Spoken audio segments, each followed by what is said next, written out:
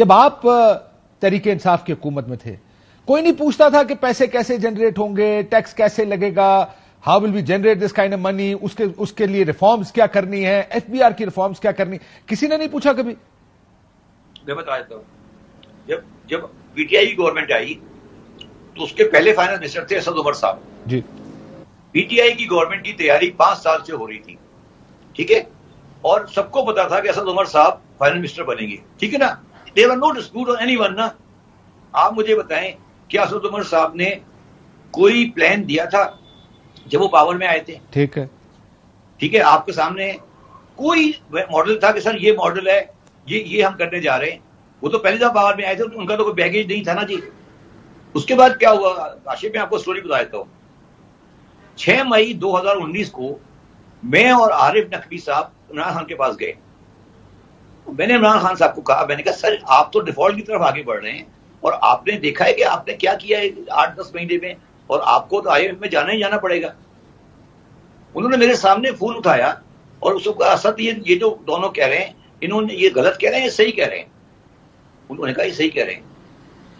तो उसने पूछा कि यार तुमने मुझे बताया नहीं कि क्या कह रहे हैं, तुम ये पहले बताते हो? सर आपको पता होना चाहिए था खुद, आपको पता है। उसके बाद वो चले गए और हम लोग नई टीम लेकर आए। जब हम नई टीम लेकर आए तो हमें कहा गया कि ये डॉटेड लाइन है IMF की और आपको इस डॉटेड लाइन पे चलना है। उसमें 5,500 की टैक्स कलेक्शन थी। मैं चेयरमैन FBR बनकर आया। मैंने इमरान खान को कहा कि सर 5,500 नहीं हो सकता उस साल में, और अगर आप मेरी देखें तो मैंने नीचे क्यू ब्लॉक के नीचे स्टेटमेंट दी कि मैं 5,500 नहीं करना चाहता, नहीं हो सकता। तो इमरान खान के पास मैं गया तो उसने कहा देखो अगर तुम्हें ये 7,000 भी लिख दे तो साइन करना पड़ेगा, हमारे पास कोई चॉइस नहीं है।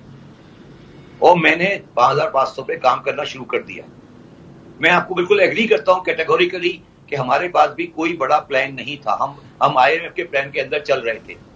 जब मैंने ये देखा कि मैं वो बर्डन बर्दाश्त नहीं कर सकता कि मेरे नीचे 23,000 आदमी सुबह शाम रिश्वत ले रहे हैं और मैं चेयरमैन मेरे कमरे में बैठा हूं और सारे नीचे एक से लेकर क्लर्क से लेकर मेंबर तक रिश्वत ले रहा है, तो मेरे ऊपर इतनी टेंशन थी मेंटल कि मैं एंग्जाइटी का मरीज हो गया। मैंने इमरान खान को कहा मैं खुदा हाफिज, और मैं 8 महीने 10 महीने के बाद छोड़ के Pakistan. So there is no plan, so nobody has a plan. मैं आपको एक मिसाल देता हूं, जो आप रिश्वत की बात कर रहे हैं सर, हमें नुकसान क्या होता है।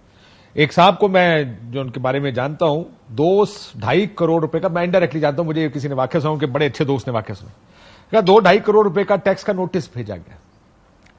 टैक्स के जो नीचे के अफसरान होते हैं, इंस्पेक्टर होगा या जो भी होगा, उसको 6 लाख रुपए दिए गए या 5 लाख दिए, और वो टोटल टैक्स जमा कराएगा 6.5 लाख रुपए का। यहां पर तो हम जिस तरह आप कह रहे हैं कि नीचे रिश्वत क्यों क्या करती है, आपका टैक्स कलेक्शन होना चाहिए लेट्स से 100 अरब का, वहां पर पैसे देकर वो ड्राइंग लगाकर जो भी करके उसको हम खुद छोटे मफाद के लिए नुकसान पहुंचाते हैं। मैं समझाता हूं, मैंने ये कहा तो सुन ले मेरी बात।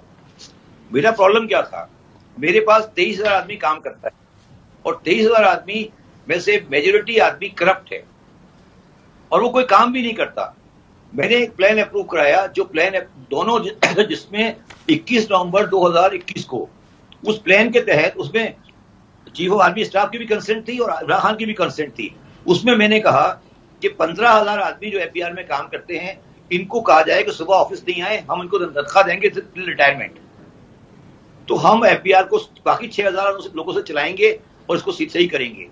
आपको पता है उस बेस के ऊपर हड़ताल हो गई और जो साहब सिविल रिफॉर्म कर रहे थे, उन्होंने जाके मेरी शिकायत की कि सर ये आदमी क्या करने जा रहा है। ये तो आप मुझे समझने दो दोबारा, आप ये कह रहे थे कि आप घर जाएं, जो तनख्वाह आपको मिलती है वो आप घर बैठ के ले लें, और उन्होंने हड़ताल कर दी। बस प्लीज दफ्तर नहीं आए और हड़ताल ये कर दी कि हमने घर नहीं जाना। जी, उन्होंने कहा दफ्तर नहीं जाना।